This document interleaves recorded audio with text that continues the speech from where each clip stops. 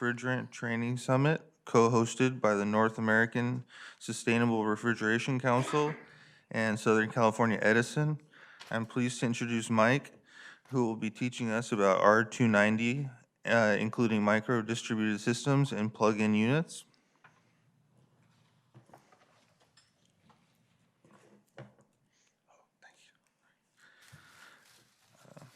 Before we get started, we'd like to take a moment to thank our sponsors for making this event possible. And we would like to tell you a little about our hosts. The North American Sustainable Refrigeration Council is a 501c3 nonprofit working to advance natural refrigerants in U.S. supermarkets. They work with stakeholders from across the industry, including over 51,000 food retail locations, to remove the barriers to natural refrigerants, increase funding opportunities, and build a sustainable workforce. I encourage you to stop by their booth to meet the team, learn more about their work, and get involved. If you have any questions throughout the week or throughout the event, keep an eye out for NASRC staff pictured here. We'd like to thank Southern California Edison for co-hosting this event and providing such a great facility. To check out their other classes, scan this QR code or visit their website. And finally, just a few housekeeping items. Please make sure to sign in. Also, if you'd like to receive an electronic certificate for this training, make sure to share your name and email in the survey at the end of the session. If you don't enter your name on the survey, you will not receive the certificate for this training. So, thank you. Morning, everybody. Thank you for being here. Morning. One last class. Hopefully we can make it worth your while. My name is Mike, and I do business development in the Western region for AHT. My colleague here, Trey, he's a senior project manager that flies around the country and does supervises installations, remodels, and startups. And then we're fortunate to have Jurgen with us today. He's actually director of installation and service operations for AHT. So I'm going to go over AHT, give you a brief introduction of it, and we'll talk a little bit about some of the products we deal with that we're exclusively at this time with R-290 propane. AHT is a worldwide manufacturer of refrigerated merchandisers, mostly designed for the food retail industry.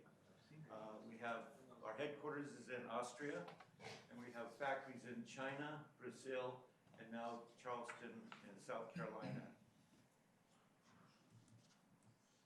This is just, we'll go through that. We're owned by Daikin. Daikin purchased AHT 3 or 4 years ago. They wanted to have a larger commercial presence on commercial refrigeration in North America. So again, AHT is part of Daikin, but they also have Zanati, which is mostly transportation refrigeration, but also does what they call monoblocks, or you guys probably know them as drop-ins. Jurgen will talk a little bit about more later. We have Tuis, and Zanati is out of Italy. Tuis is out of Spain. They're mostly CO2 refrigeration racks they're developing, and we're going to talk briefly about that. They're developing a rack for us right now that hopefully will be available in a year or two. And then Hubbard's out of the UK. Don't know a lot about them, mostly remote systems and cold room solutions. Now, all those companies run through AHT in North America. So one of the misconceptions, and hopefully we'll answer a few of those today about propane, is it's kind of like new technology, and what it is. And AHT's actually started research and development in 1995 on R-290 propane, and so it's been in the field systems and merchandisers in Europe and Asia since 2008. So there's thousands out there. One of the things is compared to CO2 refrigerant, 290 is usable in higher ambient conditions. People don't realize that when CO2 is a high ambient condition, it's very, very, very inefficient system, and because it's under high pressure as it is. So R-290 does an excellent job. So again, one of the big things, of course, is being a hydrocarbon. The global warming potential is very low. It's less, I think it's like 0.03. It's less than 1. And then again, we have 6,000 jumbos. We call them the bunkers. We call them jumbos. We have 50,000 Kinleys, which we'll talk about, and Ventos, which are multi-decks or your reach-ended freezers. Now, some of the features of our, we call them bunkers, the plug-in, we call them plug-in refrigeration. So literally, we have a variety of different sizes and door configurations on the merchandise. And one of the things is they're entirely self-contained in the system itself. So some are on casters, some you just set in place, and it's 110 single phase. You literally just find the 110 power and plug it in. Set the temperature, it's just one button, you hold it for 3 seconds up and down for your temperature and you're done. Walk away. And no drain, the defrost is already preset. And it also has what we call multi-temperatures. So it can go down to -15, 0, or up to 35 degrees. So what a lot of people will do is they'll have them different seasonals, like this time of year they'll have them full of hams, kind of thing. And then in the summer, they'll go down to -15 and have novelty ice cream in it. So basically maintenance free. You can't really say that, but they are. And then we have air-cooled plug-in multi-decks.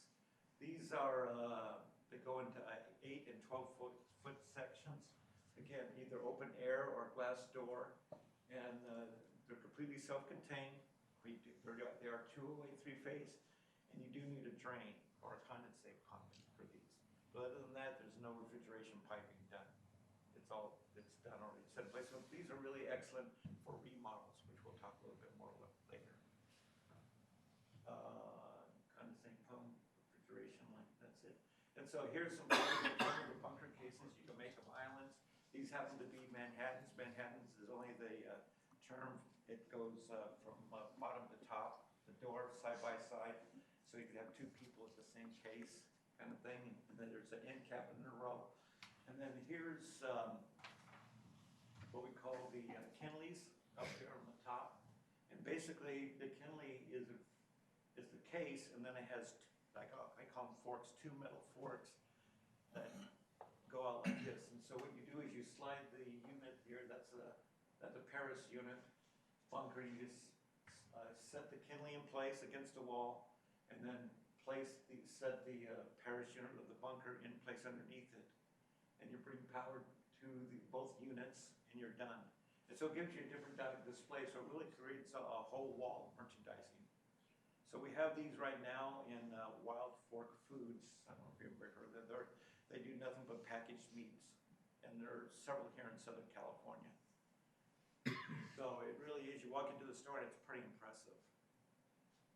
So one of the things is for our Vento cases, again, I told you it came in section 4. I don't really think we do 4, but we do 8 and 12 foot. And so if you can see here, total number of circuits. So the 8-foot has 2 circuits, and the 12-foot would have 3 circuits. And we have to have multiple circuits because of the code on propane. We can't be any more than, I think, 5.3 ounces of propane per circuit. And those circuits are closed-loop circuits. They're not attached. So here we happen to have 5.22 ounces in each circuit. So what happened, and Jurgen will talk a little bit more about this later. And so what happens is, you bring it down to temperature, so maybe you have both compressors running or all 3. And then when you maintain temperature, you probably just have one running because there's only one single evap. So there's a circuit running, each one has a circuit running across the whole evaporator. So if one goes down, you can still maintain that operating temperature while you work on the other compressor. But another thing too, I'm sorry, if anybody has any questions, I know we're going through this, just raise your hand, make this casual, and we want to try to get as much information to you in our time allowed. So this is a typical micro distribution system. So this, say we do a whole store, so you have your bunkers, your frozen or merchandising bunkers here where you're just plugged in. That's all you literally do. And then what we do is on the the multi-shelves, multi-decks, and the frozen doors, and even the walk-in coolers with monoblocks, we convert them to water-cooled condensing units. And then what we do is we run a glycol line across each one and branch each one, not the bunkers, they're self-contained, for just the multi-decks and the reach and freezers and for the walk-ins. We run a glycol line and go up to a dry cooler or a fluid cooler and removes the heat out of the whole store. So it makes it very, very efficient. And again, those aren't refrigeration lines, those are just water lines, so it's very easy to do. Again, all the units are self-contained, so it's not really refrigeration piping they're doing, it's just the water line. And so we have a store like this, I think all these we're doing, and we have actually one here that they're gonna do a walkthrough here soon in Marietta. And this kind of setup. So then, Well, no, he can go ahead first. no, so the BTU load coming off the loop, Yeah. it's basically gonna be a little bit more than what the evaporation is, right? Because it's figuring in for total heat rejection, is that correct? Right, it's total heat rejection sizing the dry cooler, Okay, right, for the glycol, depending on ambient conditions and all that. understood, thank you. Uh-huh. So the glycol's running the medium temp cases and the. Now remember, the glycol's not doing the refrigeration, the glycol's Oh, just it's just- removing the heat off of the Okay, water Okay, line. so you don't blow Yeah. up that heat. All the from refrigeration inside line's the self-contained. Okay, It has nothing to do with refrigerating, it has only have to do with removing the heat. okay, I understand now. Yeah, so like Mike said, we have a Aldi right here in Marietta, and this is pretty much what their store looks like. We have the multi-decks running around the perimeter with glycol lines, and then your walk-in cooler, walk-in freezer has your drop-ins and oddies with the water loops going through those as well. On each of the units is a condenser. Right now it's a plate heat exchanger, this is our condenser, and this we reject the heat out from the store. There's two options. We can have the same store layout with air case, but then we put all the heat in the store. Right. or we make this with the glycol. This is a very efficient store, it's the air conditioning load. So any more questions at this time? Oh, is that, you circuit setters on all your loops for each case to make sure you're getting the I right have CPM across? one pre-installed in each case. If we have to split up the loops, Yeah. we prefer that we make additional circuit setup for the loops as well. Yeah, okay. And okay, nothing shuts off, never mind, okay. Now Jurgen will go into a deeper dive of R-290 and SPI. Thanks, Jurgen. Good morning. First, the next almost 1 hour. First, I start a little bit with R-290, what makes R-290, like only basic, and then we go to our equipment a little bit, to the AHT equipment, and then to the SPI store or micro distribution center stores. Why we have R-290 right now, I think everybody knows what is in these classes, because they're global warming potential. There's a ton of refrigeration what we can use. Usually right now in our business, it's more CO2 and R-290, what is allowed for in the future. This is what Michael mentioned before. We call them GWP. Everybody here, this is the global warming potential. There's two different studies. This is called IPCC4, what you see on the top. They are based on 25 years. This means when I have a leak of R600A, this means I have a 4 points on global warming potential if this go out. And on R-290, this is counted with 3. On the IPCC6, this is calculated on 100 years. There's still R-290 below CO2. But in the end, we see this is all low numbers, doesn't matter. CO2 we can use R-290 and so on and so on. R-290, in the first sessions, some people are afraid about R-290. And usually R-290, we have more R-290 usually at home in the backyard for making barbecue, whatever. In the end, it's the same propane. The only difference is the refrigeration propane is much more cleaner. You can smell it, and so on and so on. This is why we are really limited with the filling amount. Right now, the filling amount, what we mentioned, is the maximum, what right now is allowed 5.3 ounces. Soon, this time is America before Europe, soon they want to release about 10.5 ounces. This makes the equipment efficient. We need maybe one compressor less, and so on. It's coming soon. Please be always aware of this, that propane is heavier than air. If you work, I see more a risk on bottles. If you use big bottles, there's a leak on the bottle, you work in the basement, on the cellar, there's no ventilation there, then it can be critical that you have a mixed with oxygen, whatever. That is a little bit of risk that it can explosion, but usually not, never ever above 5.2 ounces or 3 ounces. I put a couple of slides on the safety, take care if you transport the bottles. Important is as well on all of this, please take always care on different regulation in different states, different counties. It's really hard in America. There's so much different regulation about this.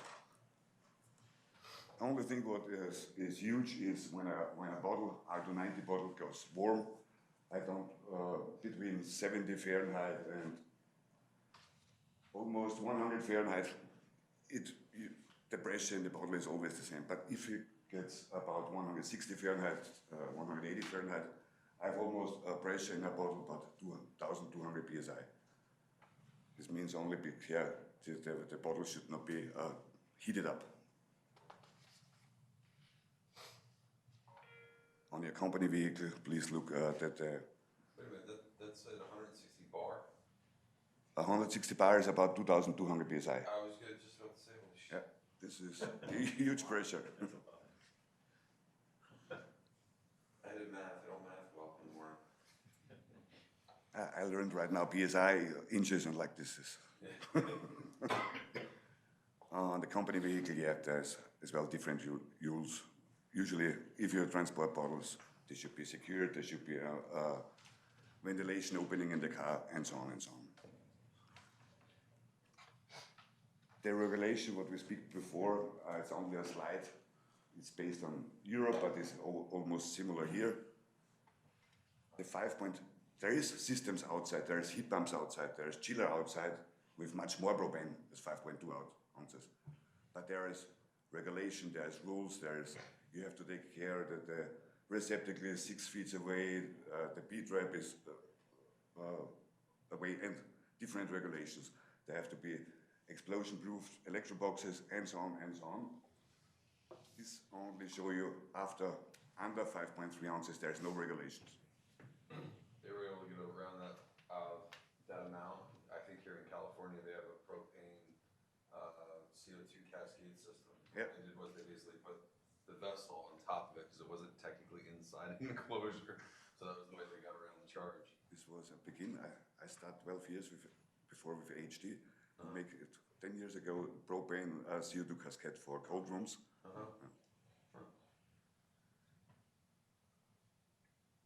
If you work on any cases, like I said, this R-290 is an overview, doesn't matter which factory. Look always on the type plate. On the type plate must be clear which refrigeration is in the case. And the filling amount must be always in the type plate. Please be as well take care if you need spare parts, doesn't matter which factory this is. Give them the information with the serial number that you get the original part, what is as well R-290 approved. And you have the right parts.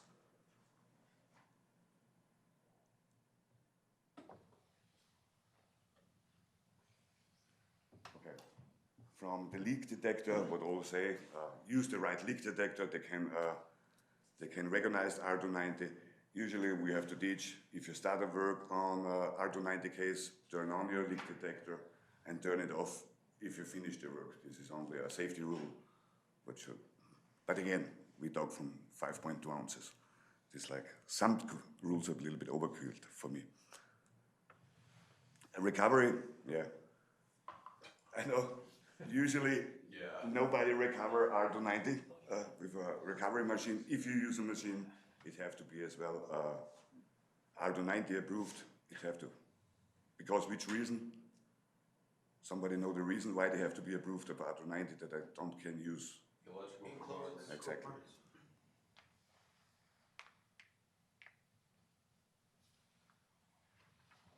The other standard tools you can use, like all the manufacturing, we prefer more. You like service valves? We as manufacturing, we don't like service valve. If you change your compressor or if you change your leak, please crimp it and brace it. This is why we put like this long on service copper pipe inside. The problem is with the service valves, sometimes they're leaking. And when I have only 5.2 ounces, this can create that you guys can do 3 weeks again to this job and fill the system again.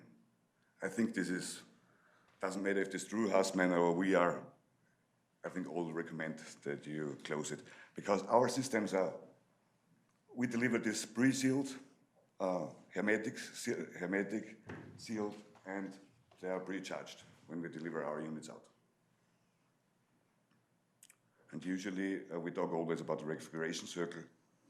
Usually, in my experience, 80% of failure is not the refrigeration circle. There's the controller, something else.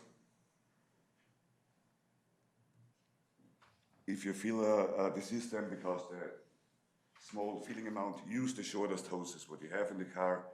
I prefer as well if you have valves on the end of the hoses and use a good scale.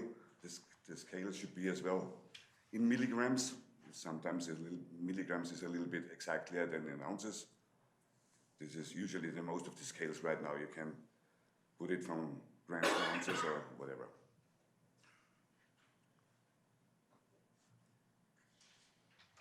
A little bit, yeah, safety have to be also included. There's some other question about basic R-290 from your side. I forget something, Dre? No, I mean, everybody understands why you want to use the shorter hoses, right? Because it's such a small amount to get along. Exactly. Use a 6'2". And then, Perfect from the car directly. same thing with the, like you said, the ounces and grams. You know, you can get a little bit more precise with grams, so. What about the oil? The oil, there will be always a little, It's what? the oil will be always a little bit R-290 if you, Trained in it. exactly, but I forget one important thing is if you braise something or if you change a compressor, spill it with nitrogen. Okay. This I forget, but in the end, I opened by myself a couple of, we tested in our lab. It is only a small, but when I go directly with the flame on this R-290. It's enough to scare you. It's enough to scare it. Don't put the face like this. Or if somebody else is around and sees it. Yeah.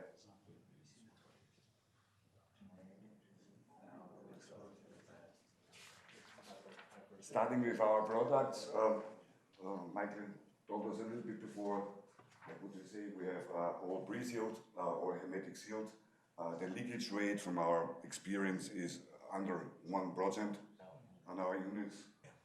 Somebody know in the rack system what the average leakage rate is?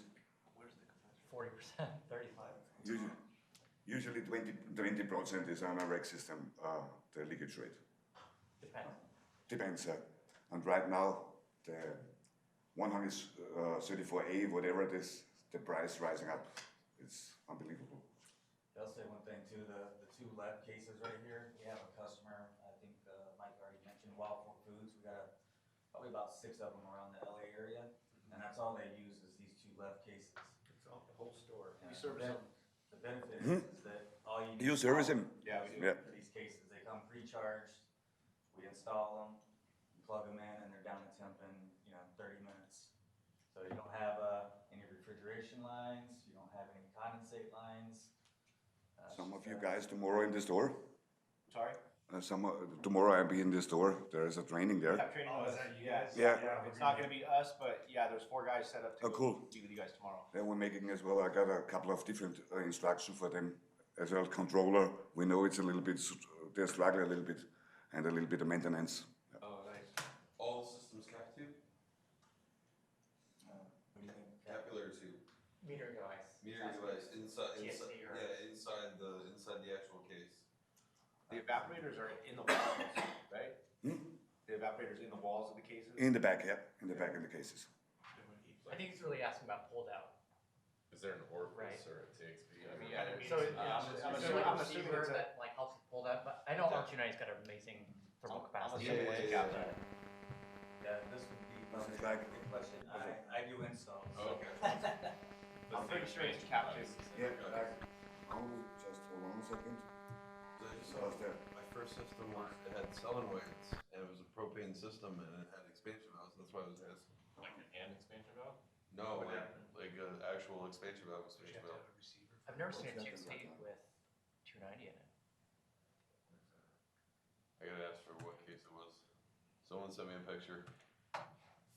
So for the Aldi and Marietta, did the refrigeration contractor also do the electrical, or was that a separate trade that has to be brought up? Usually the GC does the electrical, Okay. and then, Oh, but no, I didn't. Because it's in the, because the coils in the and then, walls. like, Right. Aldi, The liquid light goes. Arctic Cooling, I don't think the anybody can the refrigeration pipes you can install. And then there's nothing in the case, it's actually in the walls. No, we have to. No, I'm trying to get. The top units, you can take off the back of them. And Greg said he had a de-ice one. I had Alex de-ice one for me. That one does, but the bunker, I wasn't out the bunker. I'll try it again. It works. Cool. Right now. Yeah, it's coming soon. Dave, I'm gonna move stuff away from this. Okay. Because sometimes Thank you. Appreciate it. For what reason when it backs up as it's metering is. That's a little critical. Oh, there you go, right? This is like what you talked before. It's like our operators on the back, behind the back panels. Like exactly on this unit. That's the one you're talking about there. That's the one that you can de-ice that coil. And all our units are the expansion valves. They are all preset. We learn it in a hard way in Europe in thousands of cases. Then we start with preset because if they turn around, you get more problem. Right now, if something has happened, we appreciate it. They ordered a new expansion valve and put a new one in. So they are hand valves, they can be adjusted. They are from our side presetted and sealed. We can adjust it, but we don't like to adjust it. That's just my question. But just curious what type you. Right, yeah, they're void warranty. So, back to the presentation. So I have a question with the overhead cabinets at the Wild Fork Foods. Yeah. They'll usually have the bunkers installed beneath them. Underneath, yeah. And then, is there any way to remove that if you, I mean, You can remove the bunker easily out. okay, All of the yeah, cases. because sometimes we gotta work on the condensing Yeah, unit the on top. condenser is on the maybe top. Just leaning over and try not to drop Yeah. anything on the bunker. But you can usually pull it out. It just slides out, okay. Slide out. Just on, legs, so you just slide it.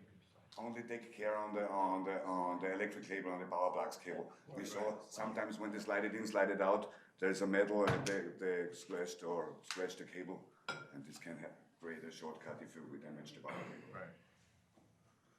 Yeah. Depends on how much of the case they've covered with drywall and decoration. This makes our life or your life hard and our costs hard because we have always to deal.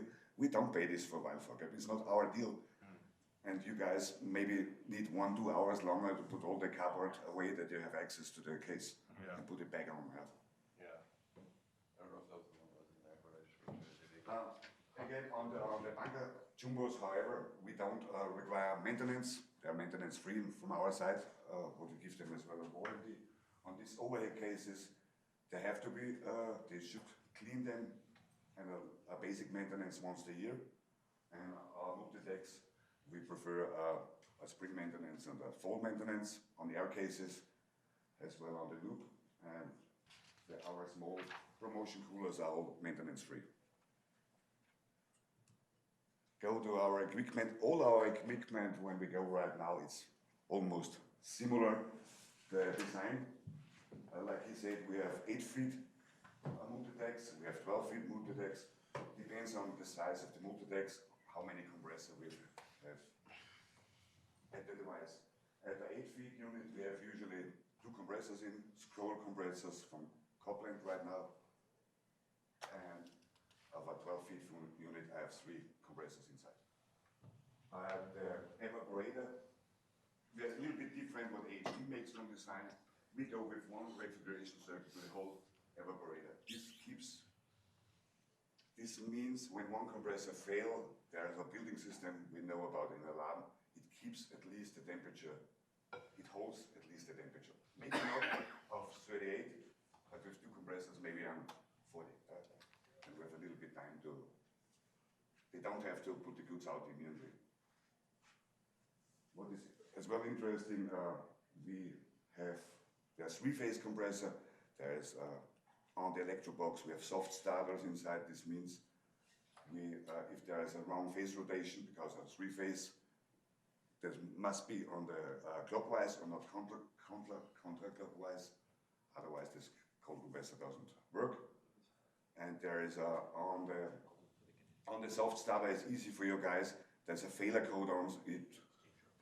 It's an overcurrent, it's an undercurrent, you lost the phase, whatever. I'll show you one.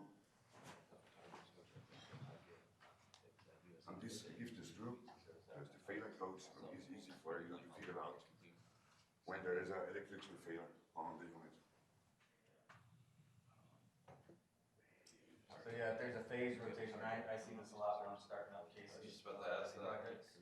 That's cool. The case will run, but it's not gonna cool like it needs to. And if you pop open that lid, that phase, that soft starter is gonna give you a flashing light. That flashing light's gonna let you know what the issue is. It's usually phase rotation, so you see that light flashing, the electrician's gonna flip-flop the wires. Worst case, you can do it at the case if you need to. That's so important, because there's a lot of these are good for like cities, right? We're like trying to get cases and big equipment and it's kind of difficult, so like a micro distribution system works awesome. And so like those areas have really bad electrical. And so a lot of times they'll drop power because of whatever, then someone will hook it back up off the line, and then all of a sudden every scroll compressor you have now is running backwards. Right. And like he said, our cases are multi-decks, so have to be right-hand rotation. So it's good to have a rotation meter. A lot of guys don't have them, but they're good to have. There are 2 types of rotation meters, so make sure you get the right one. There's one that you can hook up to voltage and one you can't. Make sure you buy the right one. You made that mistake once. Huh? I've done it. Have you? Yeah. You've never did it again.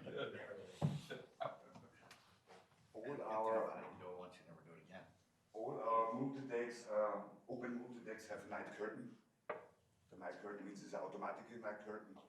Usually we connect this to the BMS or to the alarm system. We can make it old school as well with a timer. This means when they close this door, the night curtain goes down. The set point changes at the night set point. This is a huge energy saving as well on the case. Because right now as well, Walmart close at 11 o'clock to 6 o'clock in the morning. This means there's 7 hours where we close the night curtains, and this is a Lights and the night curtains. huge energy. Today in the morning on LinkedIn, I read that, for example, ID starts right now with only glass door cases. They want to go away from the headquarter. I read it in Europe. They want to get away from open cases because the energy saving.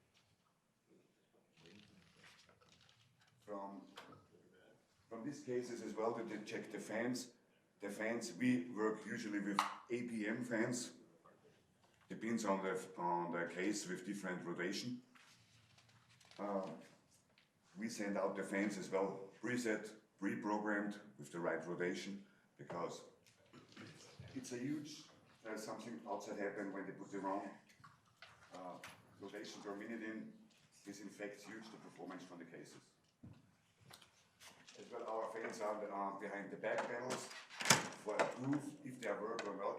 We put on the back panels like a hole where you can go easily with a zip tie in and figure out if this fan are working or not. And at the top on the cases are the electronics. We work with an Emerson controller, like with, depends how much soft starter, each compressor one soft starter, and this is basic. This is basic it for these cases. A small, this is a little bit, we always on the right side, the technician have to only open the right side from the cases, put the back panels away, and then you can work on the expansion valve, on the solenoid, on the control, on the compressor and so on, and the evaporator. So these are pump down systems, huh? You said solenoid. No, we have, on the freezer we have solenoid, on this we have on, of the old cases there's no solenoid. So you haven't timed on how long it should take us? I usually, Show this to a no, customer. this is like, I only use this video copy from Europe. If you have a ton of cases, if you guys work always with our equipment, it's possible to change your compressor for sure in 3 hours. Yeah? But if you only work once a year on our equipment, I understand it completely, it's not happening in 3 hours.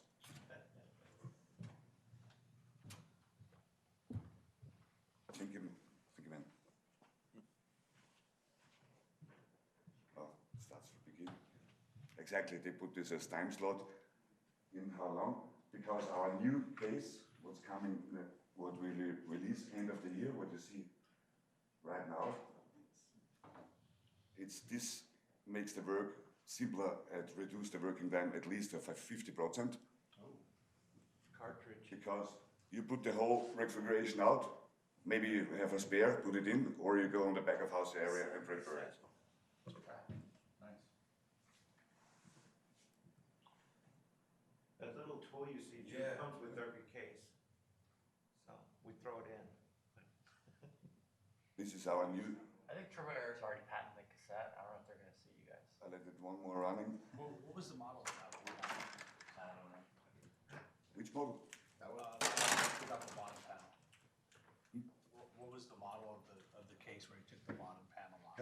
We call them Calea. It's our model. It's right now not released in the US. We're right now under the UL and DUA approval. We roll it out since 1.5 years in Europe, this case.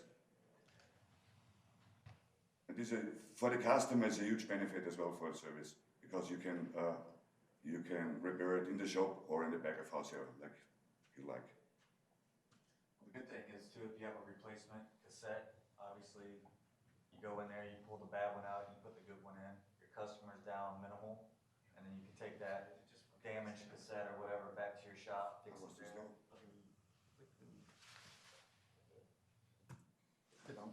Sorry. Have a special tool. There's a special tool, we call them quick connector. We found one, they're expensive, but they're hermetically sealed, and this works perfect. One of the last time, right now I try to stop it exactly there.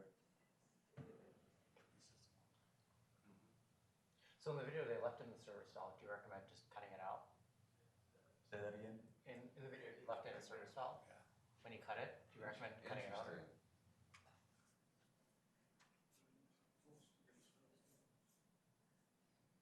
This will be about our new freezer. So that's your discharge and your suction line right there? They just unsnap like that? Yeah.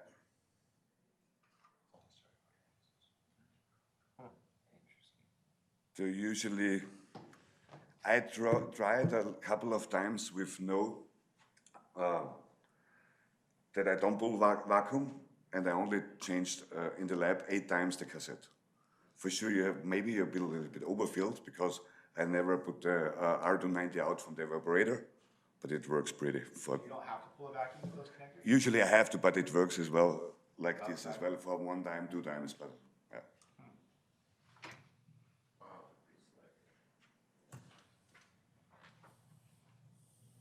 So, we go to the next one.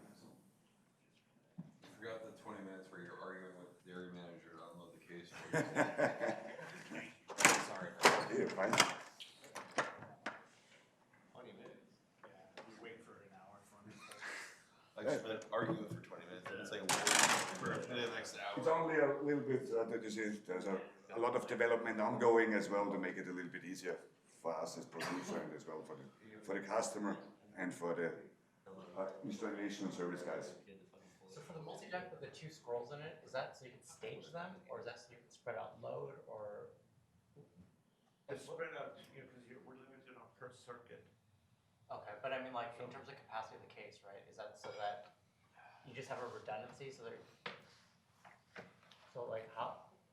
Like, Come out of having multiple compressors. right, 'cause so that So even you with can bring one the scroll, load is down it? because we're limited on things, so you need multiple compressors to bring the load down.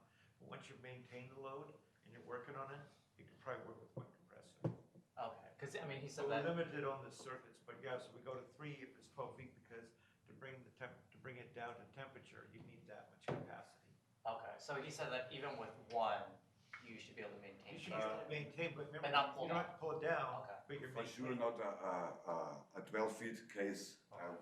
Never went maintain the temperature with one compressor, but with two. But 2 you Yes. can, but remember, those And have 3, a 12-foot has 3. Right. So per 4 feet, there's a compressor, condensing unit. Because it's also a typical energy saving paradigm to Right. stage stuff, right? Yeah. So I wasn't sure what the rationale was behind that. That's it, because we're limited on the circuit. Is it all one evaporator or is it 3 separate it's- No, evaporators? it's all in one evaporator. This is Okay. So each circuit runs the length of that one evaporator. So that's what we can maintain temperature maybe if you're working on it, if one breaks down. Gotcha. There's a couple of competitors that make it the same like we make it. There's a couple of outside they make it all section-wise. They have the small evaporators in and make it each section. No, it's One one, big evaporator. just one. 3 different passes. Yes. I go once again back because this was See, We have- that back there. with one big evaporator inside. And then it has, each circuit has the length of that one evaporator. So if one went down, you can just tell the sort like, yeah, you should be fine for a while. You're you know? good. Plus, because it's stretching the whole length, you're not losing a section of the case. The whole case should maintain the Maintain temperature. temperature. So how urgent is that? Depends on your customer. I mean, like, so how long can it limp along on half capacity or I less? mean, probably limp along until that one goes down, but you know. Wow, so you can limp along for a while. Right. You're not gonna be at, Depends on the heat load. It's like having a compressor on the Right. back of the van. Oh, you're fine. The other one goes down. You're fine. Okay. You need one now. You need one now. And before we go to our whole system, one of the there's 2 components more. One is the cold rooms. We're working on when a customer wish to have a whole store of R-290, we make it with drop-ins in the cold room. Drop-ins, monoblock, however we call them. What is the reason why we don't can put a split system in? Because on the filling amount, again, I don't can put an R-290 split system in because then I need maybe a half pound or a pound of refrigeration. And this is why we work right now with monoblocks. It's a good solution as well. Otherwise, when they make a completely green store, maybe they make from the beginning all of CO2 or make the cases with a water loop, glycol loop, like what we looked before, and make a CO2 split system in. But if they want to have all an R-290, they make the monoblocks in. Depends on the capacity and the BTU load, how many monoblocks you need for low temp or medium temp. They look like this. You can talk about why the installation. I mean, they're probably about 4 foot wide, probably about 250, 300 pounds. So not terribly heavy. They just drop in, you seal them in.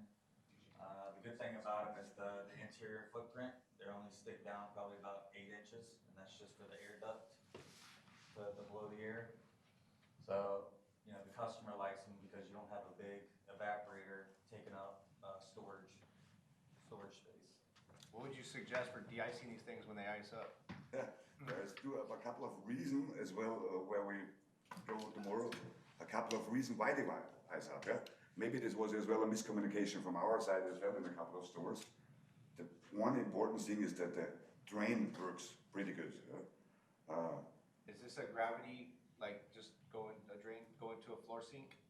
Yes, we want to have a really good slope because if the condensing water goes back in the monoblocks, then the ice completely up. Yeah? This is one of the icing reason. The next of the icing reason is usually near the door. It depends on the customer. When they go 80 times in the hour in the door, usually I prefer to shut down the first two units if they open the door. We've had some issues with them icing up, and the biggest complaint I get from some of our guys is like, there's no way to take it apart to de-ice it. Like, Usually we create a de-icing box for this. It's like a small box with a magnet, you put it in, you have a heater in, and then you can de-ice it. But oh, so you guys have that? You guys have that for no, sale? one of our good customer, he created this because they have 250 stores with monoblocks, and they have in each store about 25 monoblocks. And usually it's happened as well on a split system that sometimes they iced up. The humidity is too high, the door open, they don't close the doors, blah, blah, blah. The cold rooms are not sealed correctly. There's a huge But like, ton of say, reasons. there's no way to access it from the top. The only way to access it is like From the de-icing is only access is from underneath, right? The fan, you have to pull the whole fan, pull the fans out. the fans out, exactly. And then you have that little hole you gotta get your hose in. Yeah, through the place. So each one of those has 5.3 pounds in it? Each one of these depends as well, the design is as well for low temp. We have, there's 3 circuits inside, and for medium temp there's only 2 circuits because they're what they need. But you're breaking it apart into units based on the regulatory quantity? Right. Okay, so if that regulatory quantity went away, there's obviously efficiency gains to be made by making a centralized system here. Yeah. On both the multi-decks and the monoblocks, of course. Yeah. But then you can do that as many compressors. Right. Yeah. Save a Well, Just goes like straight. Like Laguna Niguel or something, or? Yeah, it just goes straight. because the icing problem is one major reason as well in the low temp cases, but this is similar in each unit. If you have multiple units there, they have to be secured that the defrost is in the same time. Otherwise, I create is again ice. If 2 units, for example, there's 5 units in the room, 2 units make a defrost, put the humidity in, the other one are cooling, then I have an ice problem. They have to be secured that the defrost is for sure at the same time on each device. These are these the low temps, they're hot gas defrost? The low temps are hot gas defrost. And like the one on the bottom right here, this is kind of like what we're doing at the Aldi up the road. Like you said, once you install them, they come with LAN wires that you just daisy chain them together, and you'll have one controller to run the 8 units, so they work as a team. So when they go into defrost, they all go into defrost together. If one's overworking, trying to cool a zone, the other ones can kick on to help cool that zone. Those are the ones that are still integratable with Emerson and Corral, correct? Through Modbus? To Modbus, yeah. Okay. What we can. I think the ones that we have all use Dixel controllers. They have things, but they are compatible to the BMS system. Doesn't matter if we have right now developed devices. I can work with BACnet. I can work with Corel. You're right. There's Dixel controller. There's SACOP controller. There's different controlling devices. But in the end, when I connect it to a BMS system or to a control system, we have connection points that we can have access remotely. We can read. We can write. Oh, nice. How big of a cooler can I do with this, and what's the advantage of going with this type of mini unit install over a larger rack system? Well, I'd say the one like this, I'd say it's probably at least 40 foot long by 15, 20 foot. I deal mostly with like the industrial size stuff. You'd have too many units probably on a huge like industrial size walk-in freezer probably, so. I think the Wild Fork Foods ones they're probably like 20 foot by 20 foot freezers. Yeah, most of roughly. those, Wild Fork, we have about 6 units on top of those. Yeah. Those are the air-cooled units.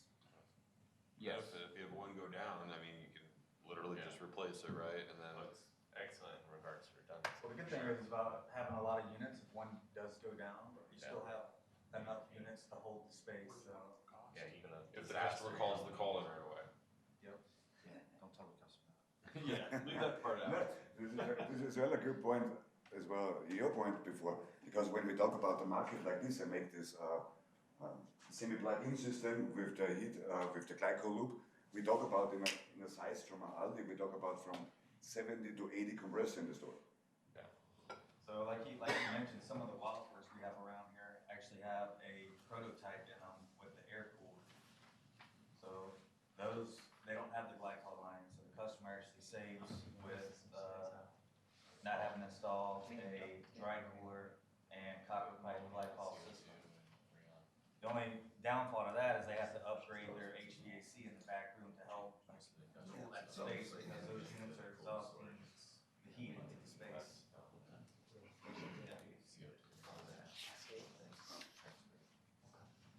Right now we come a little bit, why R-290 compared to CO2?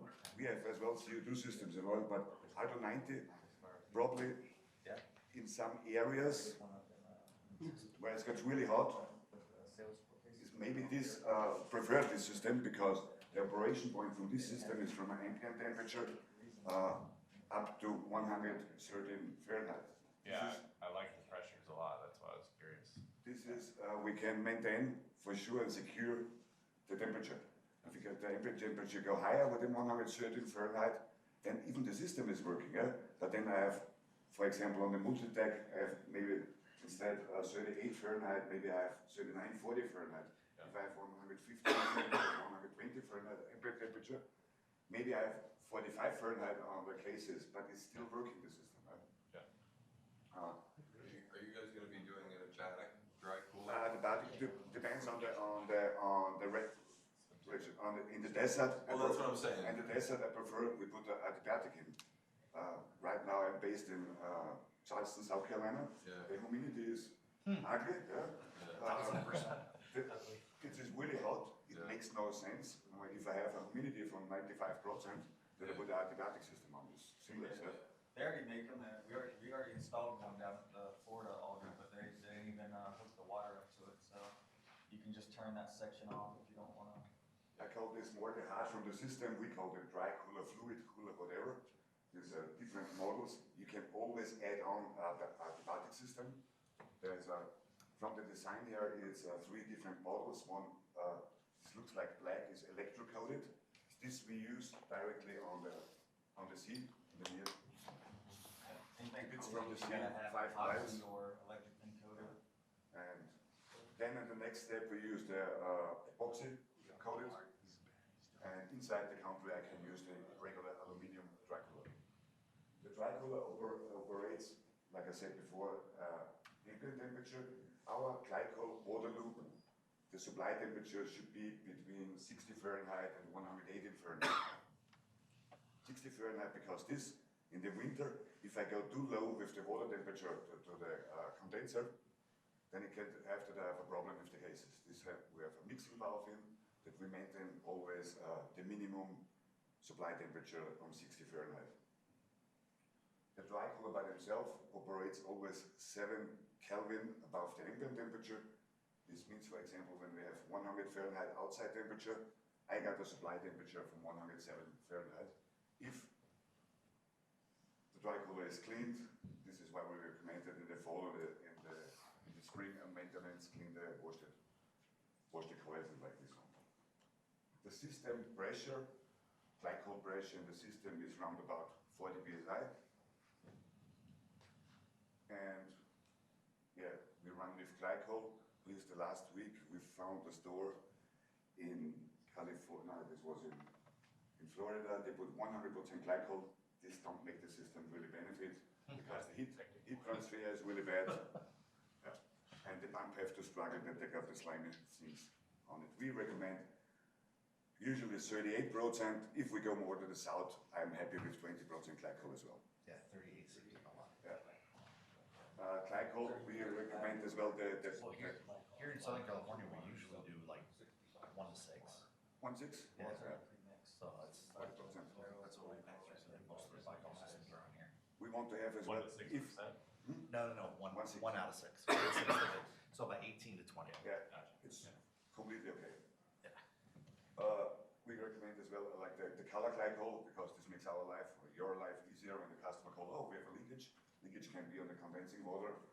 And when they say, oh, this is a blue or whatever, the red glycol as well, then we know there is a leak on the glycol lines. This station, there is, usually in our design, there is 2 pumps inside. This makes it as well safety for the customer.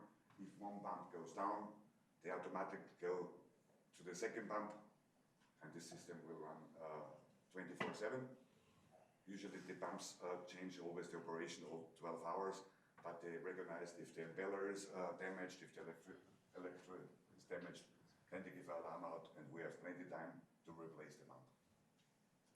There's other safeties as well there's a GMM controller inside these dry coolers. If there's a broken sensor outside, the fan wants to go to mode 100%. If the controller have power loss or have a shortcut, the fans will turn on immediately at 100%. This is that we always secure that the glycol temperature is right and the case can work. If we turn off a dry cooler, the whole store in 15 minutes, all what is connecting to the glycol will all go to high pressure because we don't get the heat out from the units. Usually what is coming right now in the northern states or in Europe as well, because the energy price is so high, we use as well the connection on the dry cooler. There is always pre-installed or pre-designed for heat recovery. This means when we have we need hot water or there's a heat recovery option, we can use the heat from the units to put it back in the store. Seen anybody using it for like reheat for dehumidification? Audi Marietta is using the reclaim or the RTU. So they're putting it after the coil? Yes. Are they using it for water heating as well, or Just the RTU unit. what kind of heat do you get out of it? I don't know. Which kind of heater? I guess it would be dependent on how many units you have, right? For sure. How many BTUs you have, right? It's a calculator. Yeah, Usually we go with the you have to engineering reverse then. engineer, yeah. How much water you eat. But a simple heat recovery is like some customer needs hot water. It's huge in the summer. I can provide the whole hot water with the heat recovery from the store. No shit. Or now Edison is paying for load shedding, which are dumping into hot water. Yeah. Yeah. And this is easy. So they're having a really hard time. And they're really happy with it. Well, they're having a really hard time with storage. So right now they're paying people to basically increase water temperature by hot water storage.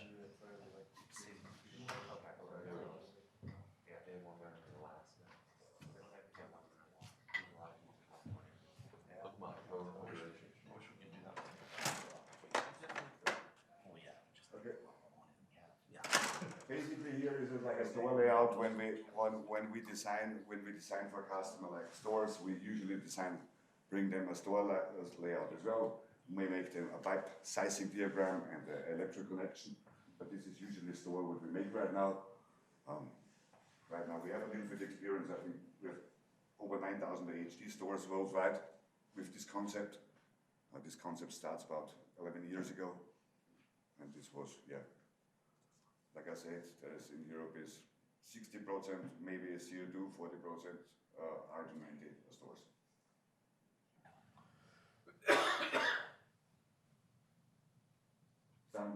The different depends on the load. If I have one dry cooler or two dry cooler, depends as well on the customer. The biggest dry cooler what we have right now, it's 250 kilowatt. You know what is in PTU? Don't know what. PTU? 250 kilowatts. Usually too, most of our customers, we do oversize the dry cooler. That way if they ever want to add cases later on, they don't have to add an additional dry cooler.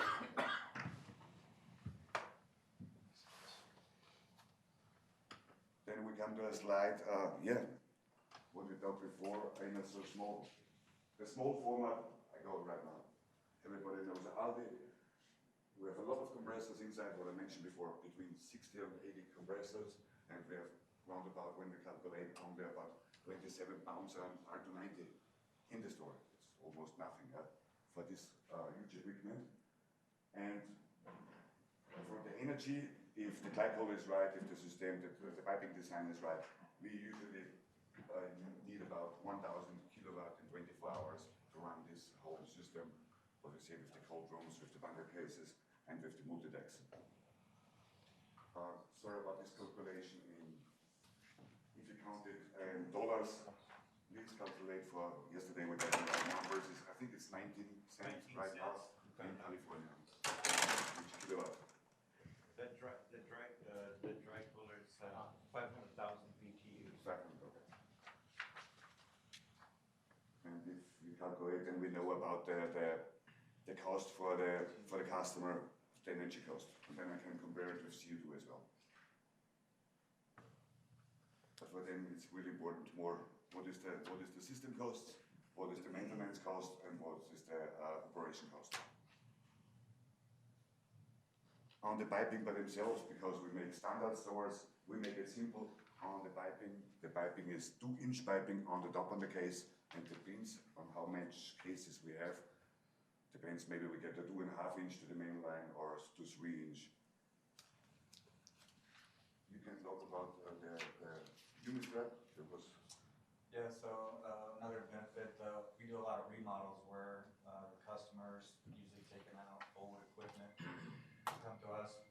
I don't know if you still have that one slide, but you know, we'll come in, usually we can do a full remodel in about probably a week. So we'll usually get the dry cooler installed first. We can go ahead and do the main trunk line of the piping for the glycol loom.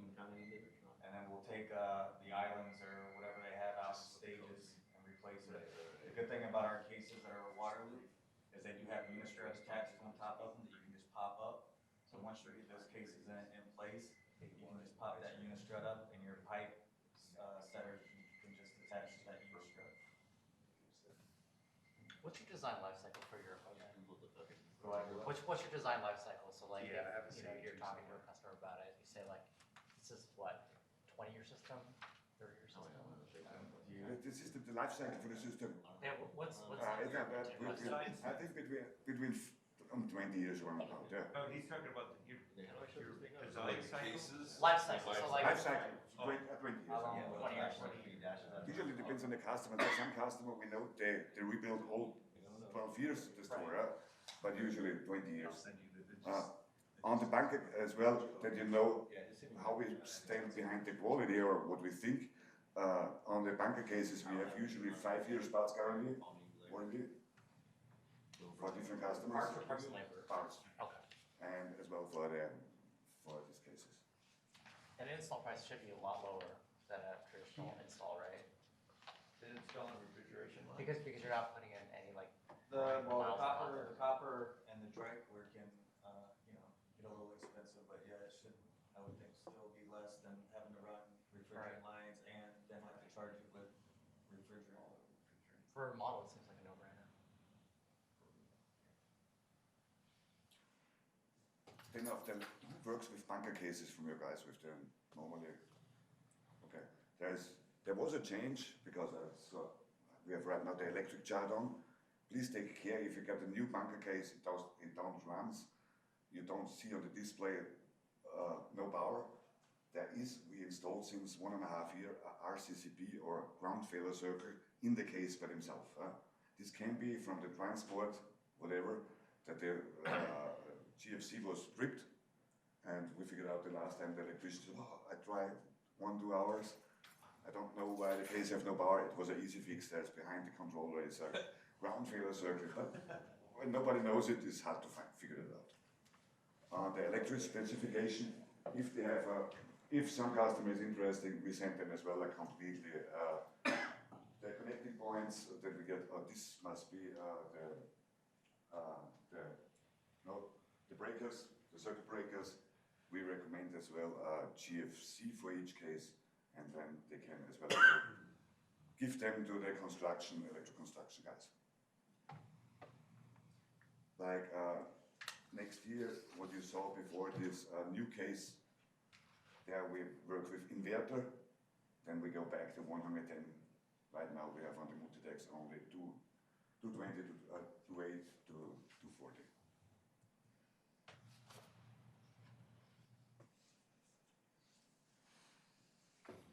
After they install the whole system, we talked about before, we provide a self what we have for wild fog food. Our XWeb system, this is like that we have access, remote access to all the units. We can make adjustments, we can make pre-maintenance usually. And we have some other customers. We work with Carrel together. We build development with them, a whole box together with the mini boss. And right now we're working on a project where we as well development the connection points to the ductnet.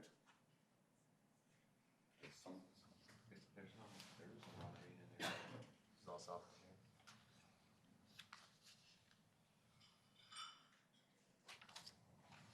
Some other question from you guys?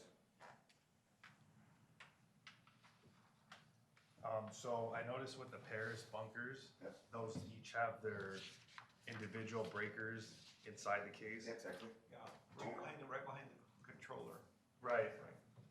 Do the wall units also have that? That's only the bunker. Only the cases. bunkers, right? Only the bunker Okay. cases. One thing with the wall units, they do have a power button up on top. Right. So, let's just say you're doing a brand new install and you start plugging everything in and turning them on. If you got one that's not powering up, it's probably got that power button on the back depressed. So it does have a power button? Yes. Okay. And this circuit breaker is only a ground fault circuit breaker. It's not a usually normal circuit breaker is only for ground fault. Okay. And then I ran into it was actually a few times at the Wild Fork Foods where the wall unit just kept displaying, it would pull down to maybe about 20 degrees, then it times out and it throws that E19 code. And then we were told to just power cycle it. Some of them come back, the other ones don't. Is that something that has to do with like that drive, that VFD drive? I know sometimes on those circumstances, I know I've thrown them in and out of defrost a few times, and they were able to hold temp, but then other times we've had to replace the board or even the compressor. So, I think a lot of times they'll send the board out first, and if that doesn't work, then, they'll probably have you replace the compressor. Really important is that in this case is all on the air cases as well, what we saw 1 year ago, because they make this, the cover up on the cases. Really important is that the air circulation can be happened there. Because sometimes, exactly on this customer, they completely close it, there was no gap, and then in the summertime or it gets hotter, we always have high pressure or the temperature alarm, because they don't can get rid of the heat on top of the cases. And I know, one of the locations here in California, they have a drop ceiling. And near that drop ceiling, they actually had ductwork sitting on top of the compressor cabinet of the Kinley. So in that circumstance, we pretty much had to tell them, like, we don't recommend this if there's any performance issues, it's gonna be probably because of this. I know you guys, I don't know if you guys were a part of that one store or not. I can't remember which store it was, I just know that the drop ceiling was really low where the Kinleys were. So they had to actually cut their signage down a little bit too, because we didn't want them sealing up that back area where they couldn't get ventilation.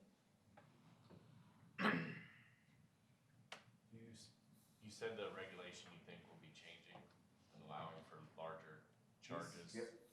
Hopefully by the end of the year, they're Do gonna. you see that trajectory continuing? Like, is it gonna enter the residential space? Or are you gonna end up with rack systems with like 500 pounds of refrigerant in them? Like, where does that end? And I think it ends for sure not this huge amount. I think it will end about 500 grams. This should be about 15 ounces. I think then it will be.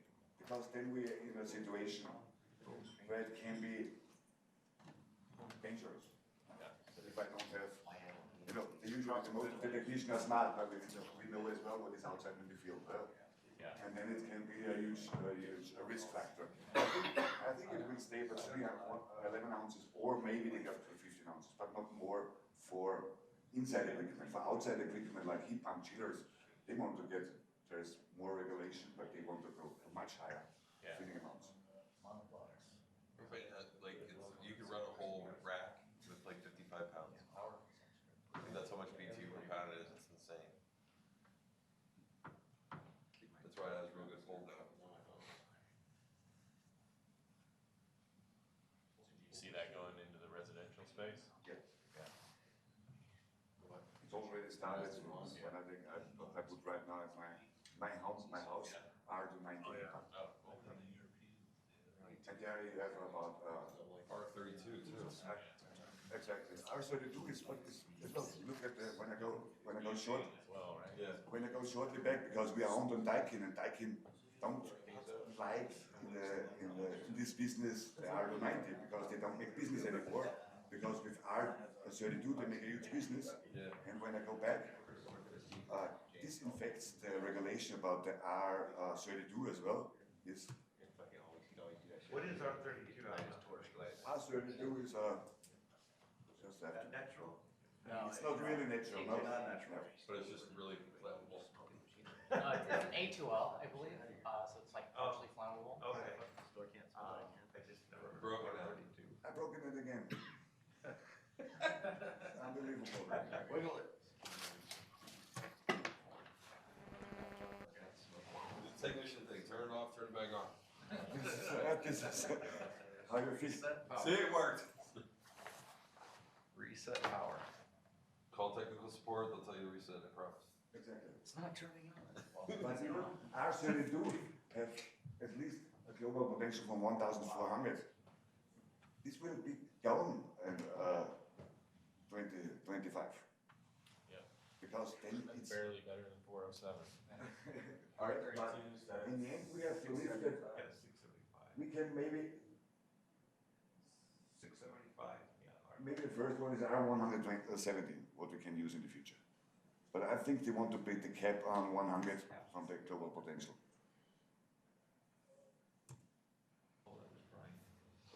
But like our owner Daikin, the last years in Europe, they put all on R-32 because, for sure, they want to sell the refrigeration as well. Right now they moved over with the heat pumps to R-290, but they have to do it. Probably just air. What they used in America for the cars as well, the R-123,